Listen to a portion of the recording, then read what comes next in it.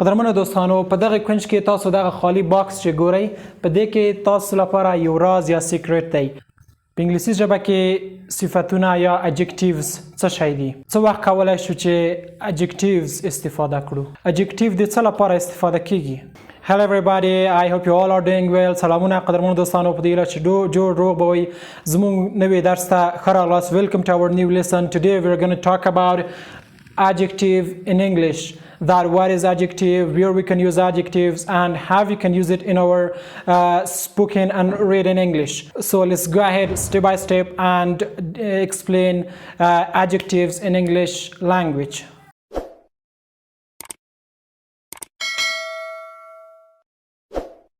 قدرمنو دوستانو بیا هم ښه راغلاست. First of all, let's talk about the definition of adjectives in English language.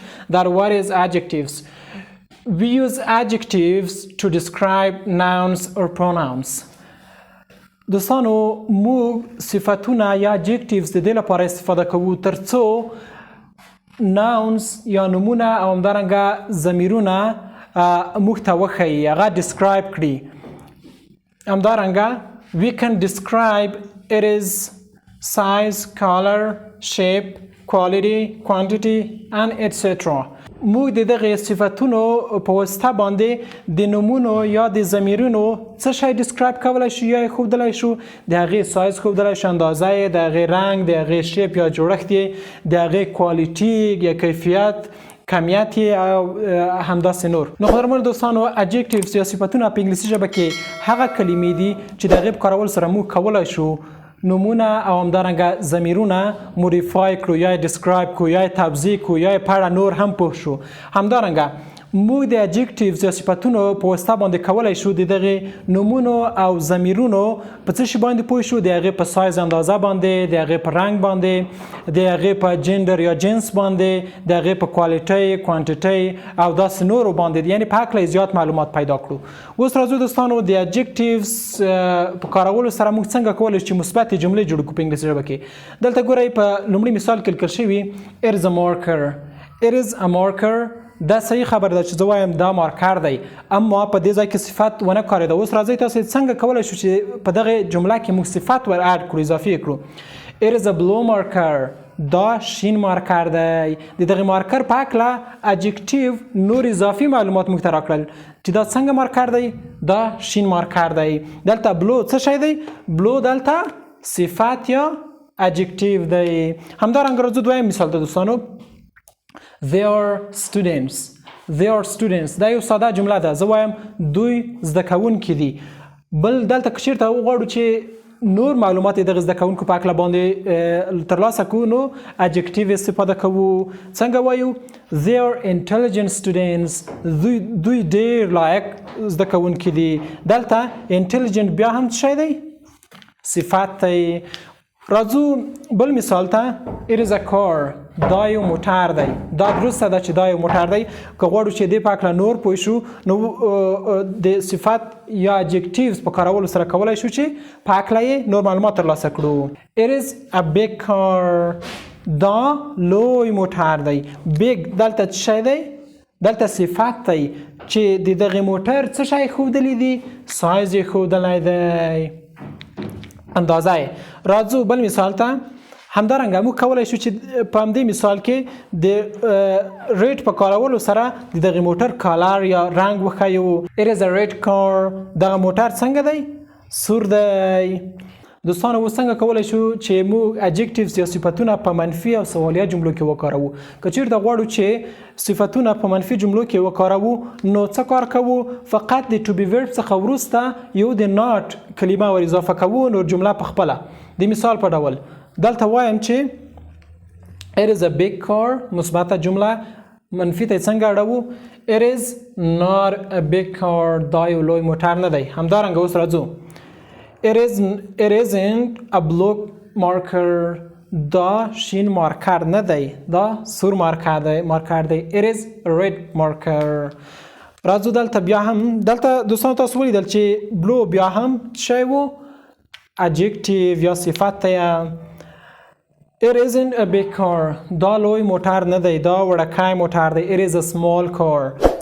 قدرمنو دوستانو په دې مثال کې تاسو ګورئ they are not intelligent students دوی لایق زده کوونکي نه دي د to be څخه وروسته not ځکه استفاده شوی چې دغه منفي جمله ده او adjective یا صفت په منفي جمله کې استفاده شوی په دغه جمله کې صفت څه شی دی intelligent دی راځو سوالیه جملو ته څنګه کولی شو چې adjectives یا صفتونه په سوالیه جملو کې استفاده کړو بیا هم to be فقط د جملې سر ته راوړو او subject د to be ځای ته وړو نور جمله په خپل حالت پاتې کیږي په آخر کې د سوالیه مارک ورسره ښودل کیږي is it a blue marker is it a blue marker آیا دا شین مارکر دی دا سوال دی زه وایم چې آیا دا شین مارکر دی is it a blue marker دلته blue بیا هم څه شی دی صفت یا adjective دی بل مثال وایي چې is it a big car is it a big car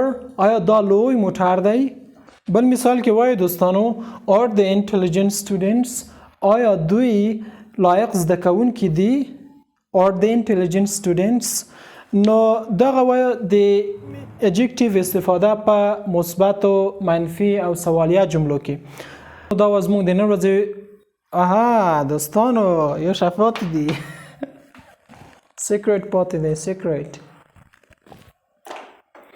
دوستانو اوس راځو هغه وخت رارسېدلی چې تاسو ته دغه باکس خلاص کړو چې د دې په منځ کې څه شی دی کوم راز د دې په منځ کې پروت دی په عموم کې دوستانو د adjective یا صفت د استفاده کولو لپاره مو یو ډیر وړوکی او شارټ سټرکچر یا ساختمان لرو چې د هغې په استفادې سره موږ کولی شو چې adjectives په هر ډول جملو کې په ډیره سادګۍ سره استفاده کړو نو په دغه باکس کې هماغه کوچنی یا شارټ سټرکچر ځای په ځای شوی دی هغه سټرکچر عبارت دی له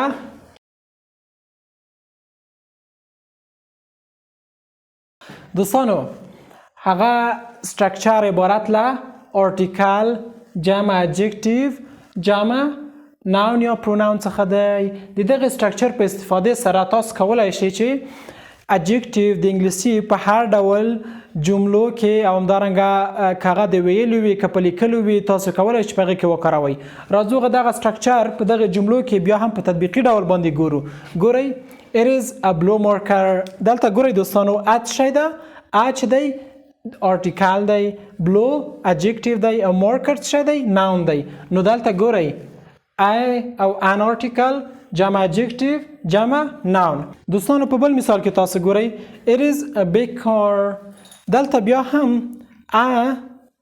د article big adjective او car noun دی همدا ډول راځو it is a red car a article adjective او noun نو قدرمنو دوستانو د دغه سټرکچر په کارولو سره به تاسو وکولای شئ چې